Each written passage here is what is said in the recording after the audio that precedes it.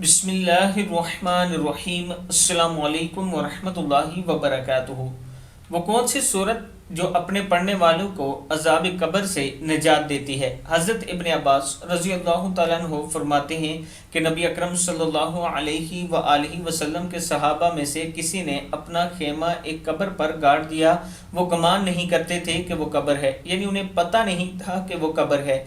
पास वो किसी इंसान की कब्र थी जो सूरह मुल्क पढ़ रहा था। यहाँ तक कि इसने सूरत पूरी की तो वो नबी अकरम सल्लल्लाहु अलैहि व आलिहि वसल्लम की खिदमत में हाजिर हुए और अर्ज़ की, या रसूलुल्लाह सल्लल्लाहु अलैहि व आलिहि वसल्लम, मैंने अपना खेमा एक कब्र पर गाड़ा और मैं गुमान नहीं करता था कि वो कब्र है। तो अचानक इसमें से एक इंसान सूरह मुल्क पढ़ रहा था, यहाँ तक कि इसने इस सूरत को ख़त्म किया। तो नबी अकरम सल्लल्लाहु अलैहि व आलिहि वसल्लम ने इरशाद फरमाया, सूरह मुल्क रोकने वाली है, वो निजात देने वाली है, अपने कारी को अजाब कब्र से निजात देती है। तिरमिज़ी की हदीस है। यानी जो शख्स सूरह मुल्क पढ़ता रहेगा रात के टाइम या दिन में, कभी कोशिश किया करें सोने से पहले एक मरतबा सूरह मुल्क ज़रूर पढ़ा करें, तो इंशाअल्लाह अजाब कब्र से ये आपको बचाएगी। आप दोस्तों ने इस वीडियो को आगे ज़रूर शेयर करना है और इस पर अमल भी करना है। अस्सलामु अलैकुम वरहमतुल्लाहि वबरकातुहू।